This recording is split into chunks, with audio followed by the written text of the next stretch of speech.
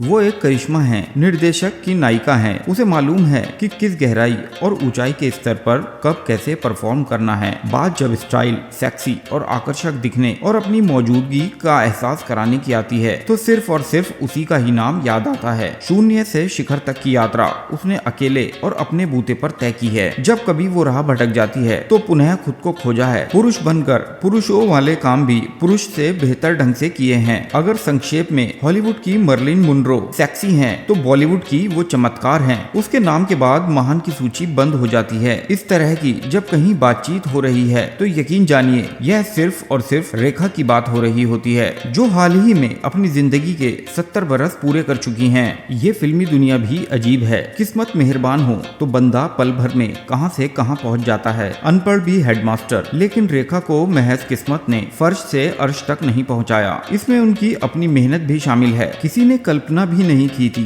कि 1970 में मोहन सहगल की सावन भादो की वो 85 झटके वाली थुलथुली और भोंदू रेखा, जिसको नाक तक पहुंचने की तमीज नहीं है, एक दिन लोगों के लिए उदाहरण बन जाएगी। इसकी वजह सिर्फ यह है कि रेखा बचपन से अब तक की जिंदगी में बेशुमार पतझड़ों से गुजरी हैं और कई अग्नि परीक्षाओं की भट्टी में पकी हैं। न जाने कितनी बार जहर पिया है। यह सब उसने आत्मसात करके मंथन किया है। इसके आगे अब शायद कुछ बचा भी नहीं है। मुजफ्फर अली जब 1981 में आई उमराव जान की तवायफ की तलाश कर रहे थे तो उन्हें सुझाव दिया गया कि मुकद्दर का सिकंदर और सुहाग की रेखा को देखें, और मुजफ्फर की तलाश पूरी हो गई। रेखा उमराव की जान बन गई। इसके लिए सर्वश्रेष्ठ नायिका का पुरस्कार भी मिला। एक इतिहासकार का कथन था कि उसने इतिहास में दर्ज उमराव जान को तो नहीं देखा है, लेकिन रेखा को देखकर दावे से कह सकता हूँ कि उमराव जान ऐसी ही रही होंगी। पर्दे की दुनिया से बाहर रेखा लव अफेयर्स के लिए कई बरस तक खासी चर्चा में रही। विनोद मेहरा, किरण कुमार, जितेंद्र और आखिर में अमिताभ बच्चन से उनके करीबी रिश्तों को लेकर गपोड़ियों की दुनिया चटकारे लेती रही। लेकिन कहीं न कहीं सच तो था, बिना आग के धुआं नहीं उठता। बताते हैं कि जया बच्चन से मिली फटकार के बाद रेखा मान गई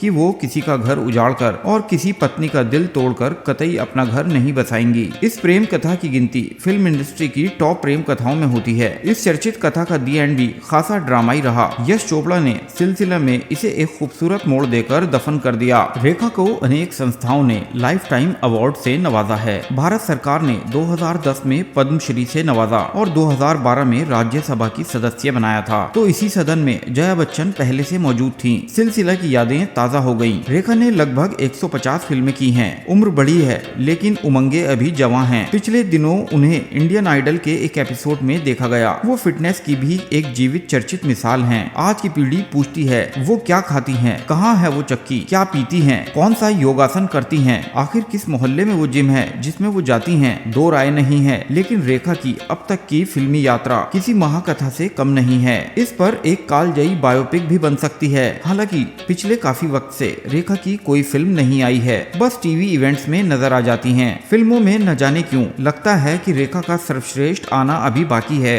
ऐसा इसलिए कि मदर इंडिया की नरगिस और साहब बीवी और गुलाम की मीना कुमारी जैसे कालजयी किरदार तो उन्होंने अभी किए ही नहीं हैं। किरदार तो बहुत हैं, इसलिए मुजफ्फर अली जैसे कैलिबर के डायरेक्टर को इसके लिए ये पहल अवश्य ही करनी चाहिए।